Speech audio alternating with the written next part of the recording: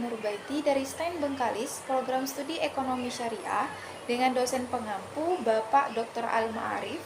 Di sini saya akan menjelaskan jenis-jenis penelitian. Nah, jadi teman-teman, di sini ada beberapa jenis-jenis penelitian. Yang pertama adalah studi kasus, yang kedua itu adalah penelitian eksperimen, yang ketiga itu adalah penelitian grounded theory, yang keempat itu adalah penelitian fenomenologi, yang terakhir itu adalah penelitian etnografi.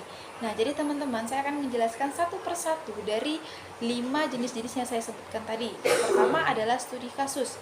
Nah, jadi teman-teman, studi kasus ini dia hanya terfokus satu objek saja, sehingga bisa diangkat sebagai sebuah kasus untuk diteliti dan diselesaikan secara mendalam. Nah, ada beberapa tahapan-tahapan dari studi kasus. Yang pertama, itu adalah tema atau topik yang ingin diteliti. Nah, seorang peneliti otomatis memiliki tema yang ingin dia teliti.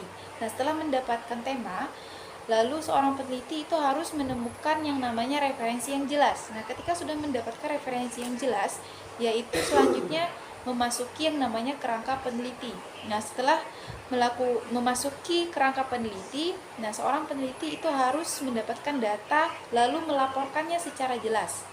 Nah, itu yang dinamakan studi kasus tadi. Nah, yang selanjutnya adalah penelitian eksperimen. Nah, jadi teman-teman, penelitian eksperimen ini dia menggunakan penelitian kuantitatif. Nah, yang dimana pendekatannya itu secara saintifik, yaitu dengan menggunakan dua set variabel.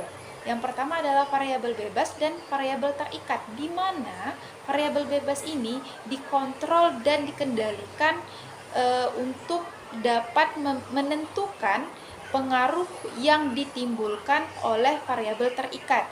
Nah, selanjutnya itu adalah penelitian grounded theory. Nah, di mana grounded theory ini dia juga menggunakan penelitian kualitatif yang memungkinkan penelitian untuk memudahkan. Nah, jadi peneliti itu dia mengambil data dari hasil penelitiannya, bukan dari teori yang telah ada. Nah, jadi untuk mengambil data dari grounded theory ini menggunakan cara wawancara atau interview. Nah, selanjutnya adalah penelitian fenomenologi. Nah, ada beberapa tahapan-tahapan yang perlu kalian ketahui tentang penelitian fenomenologi ini. Nah, yang pertama itu ada yang namanya bracketing.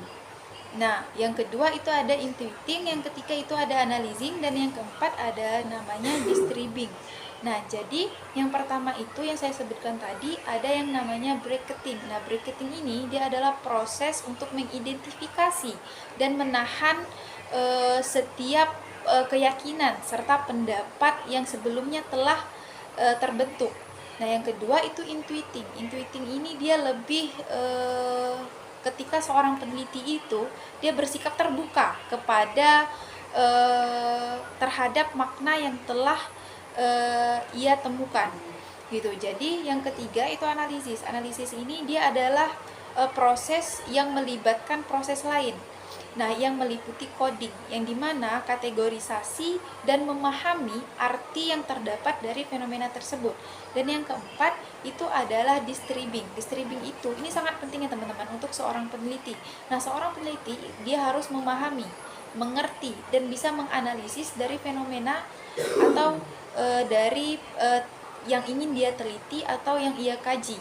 Nah, yang selanjutnya itu adalah penelitian etnografi. Nah, jadi teman-teman, etnografi ini dia adalah sebuah penelitian yang berfokus kepada atau mempelajari budaya yang ada pada suatu masyarakat tersebut. Nah, mungkin hanya itu yang dapat saya sampaikan. Jika ada salah kata atau yang saya jelaskan ini masih banyak sekali kekurangannya, saya mohon maaf. Saya akhiri. Billahi taufiq wal hidayah. Wassalamualaikum warahmatullahi wabarakatuh.